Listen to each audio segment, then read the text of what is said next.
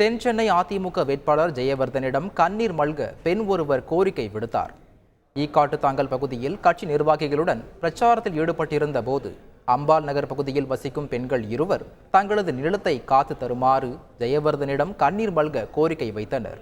உடனே அப்பகுதியைச் சேர்ந்த அதிமுக முன்னாள் எம்எல்ஏ விருகை ரவி அந்த பெண்ணிடம் பிரச்சினை குறித்து கேட்டறிந்தார்.